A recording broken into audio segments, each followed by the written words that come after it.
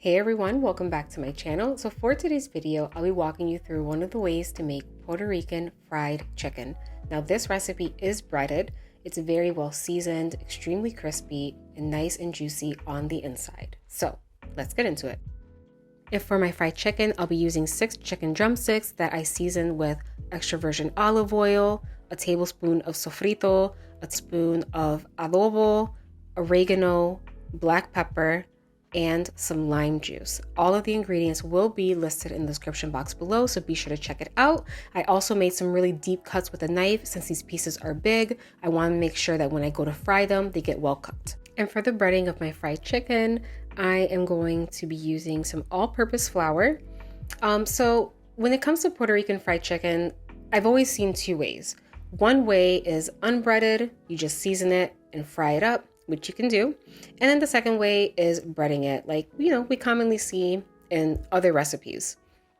So I'm gonna start off by adding 1 cup of flour, or about 1.5 cups of flour. More is better than less. And even though my chicken is very well seasoned, I am going to season my flour a little bit. So I'm gonna add a little bit of all-purpose seasoning, and then I'm gonna add a little bit of Cajun seasoning. I like this because it has a tiny bit of heat and some good color. You can feel free to use a little bit of Goya sazon if you like.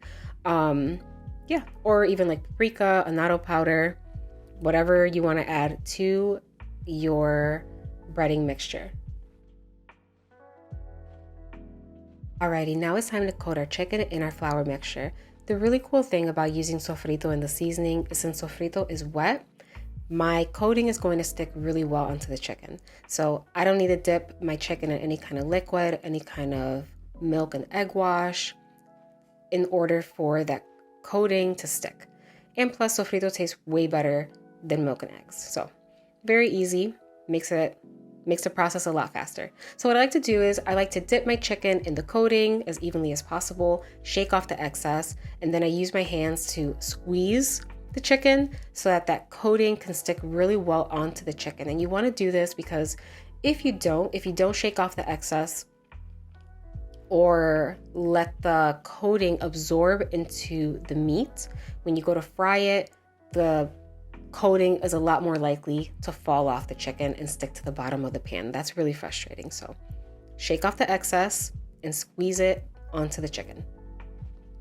And now it's time to fry up our chicken. Now this step requires patience because you want to make sure that you're giving your chicken more than enough time to not only cook evenly, but cook thoroughly. Because the thing with breaded fried chicken is it can appear crispy and well cooked on the outside, but still be raw on the inside. So for me, it took about 20 minutes for it to be very well done because that's how I like it. So be sure to check your chicken often.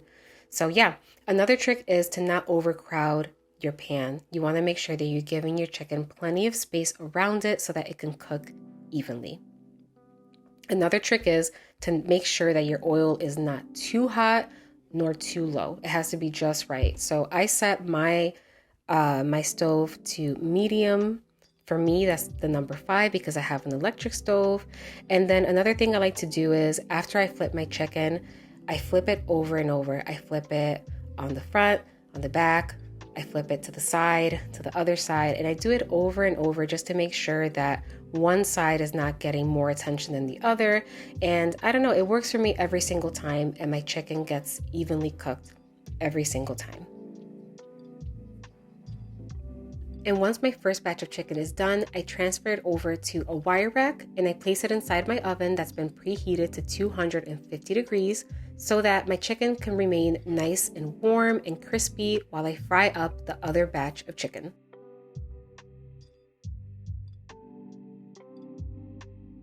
And just like that, my Puerto Rican fried chicken is done. It came out incredibly crispy on the outside, juicy and tender on the inside, and just so flavorful all around.